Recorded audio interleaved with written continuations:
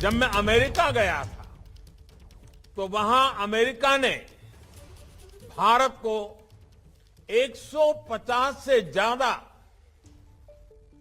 जो भारत की ऐतिहासिक अमानत थी, जो कोई न कोई चोरी करके ले गया था, वो 150 से ज्यादा ऐतिहासिक वस्तुएं हम वापस लाने में सफल हुए हैं। इसमें से एक पेश कब्ज यानी छोटी तलवार भी है, जिस पर फारसी में गुरु गोविंद सिंह जी का नाम लिखा है। यानी ये वापस लाने का सौभाग्य भी हमारी ही सरकार को मिला। मुझे याद है कि जामनगर में 2 साल पहले जो 700 बेड का आधुनिक अस्पताल बनाया गया है, वो भी गुरु गोविंद सिंह जी के नाम पर है। और अभी हमारे मुख्यमंत्री भूपेंद्र भाई इसका विस्तार से वर्णन भी कर रहे थे। वैसे ये गुजरात के लिए हमेशा गौरव की बात रहा है कि खालसा पंथ की स्थापना में अहम भूमिका निभाने वाले पंज प्यारों में चौथे गुरसिख भाई मोकम सिंह जी गुजरात के ही थे। देवभूमि द्वारका में उनकी स्मृति में गुरुद्वारा बेट द्वारका भाई मोहकम सिंह का निर्माण हुआ है। मुझे बताया गया है कि गुजरात सरकार ने लखपत साहिब गुरुद्वारा और गुरुद्वारा बेट द्वारका के विकास कार्यों में बढ़ोतरी में भी पूरा सहयोग कर रही है, आर्थिक सहयोग भी कर रही है। साथियों, गुरु नानक देव जी ने अपने संवादों में कहा है, गुर प्रसादी तनु हरि लाभै, मिटे अज्ञान होई उजियारा। अर्थात गुरु के प्रसाद से ही हरि लाभ होता है, यानी ईश्वर की प्राप्ति होती है और अहम का नाश होकर प्रकाश फैलता है। हमारे सिख गुरुओं ने भारतीय समाज को हमेशा इसी प्रकाश से भरने का काम किया है। आप कल्पना करिए, जब हमारे देश में गुरु नानक देव जी ने अवतार लिया था, तमाम विडंबनाओं और रूढ़ियों में जूझते समाज की उस समय स्थिति क्या थी? बाहरी हमले और अत्याचार उस समय भारत का मनोबल तोड़ रहे थे। जो भारत विश्व का भौतिक और आध्यात्मिक मार्गदर्शन करता था, वो स्वयं संकट में था।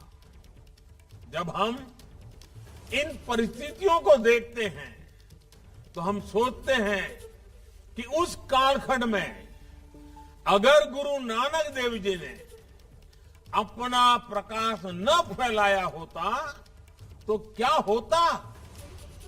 गुरु नानक देव जी और उनके बाद हमारे अलग अलग गुरुओं ने भारत की चेतना को तो प्रज्वलित रखा ही, भारत को भी सुरक्षित रखने का मार्ग बनाया। आप देखिए, जब देश जात पात और मत मतांतर के नाम पर कमजोर पड़ रहा था, तब गुरु नानक देव जी ने कहा था, जानहू ज्योति न पूछू जाति, आगे जात न है। अर्थात सभी में भगवान के प्रकाश को देखें, उसे पहचाने, किसी की जाति न पूछिए, क्योंकि जाति से किसी की पहचान नहीं होती, न जीवन के बाद की यात्रा में किसी की कोई जाति होती है। इसी तरह गुरु अर्जन देव जी ने पूरे देश के संतों के सद्विचारों को पिरोया और पूरे देश को भी एकता के सूत्र में जोड़ दिया।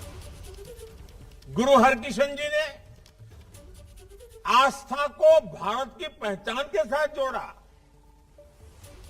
दिल्ली के गुरुद्वारा बंगला साहिब में उन्होंने दुखी लोगों का रोग निवारण कर मानवता का जो रास्ता दिखाया था, वो आज भी हर सिख और हर भारत के वासी के लिए प्रेरणा है।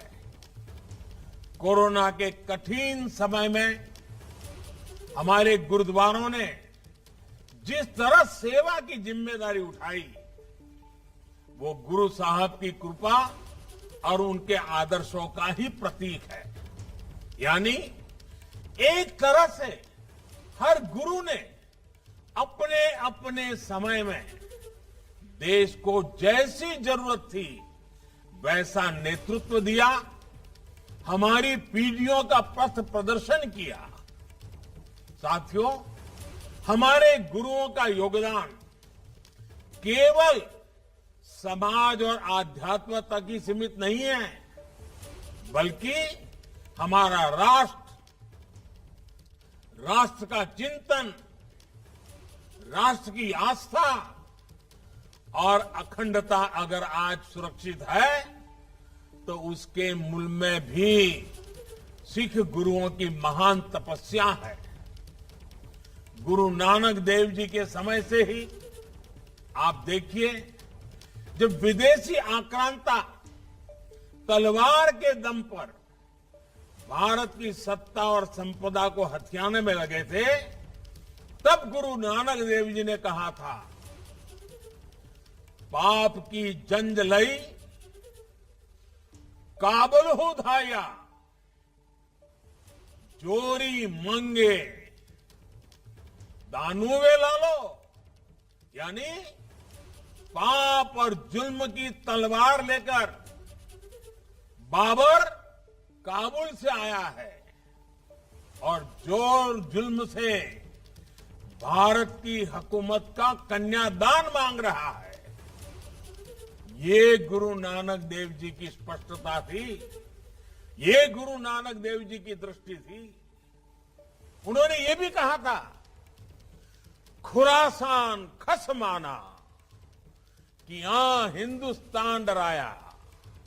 यानी खुरासान पर कब्जा करने के बाद बाबर हिंदुस्तान को डरा रहा है।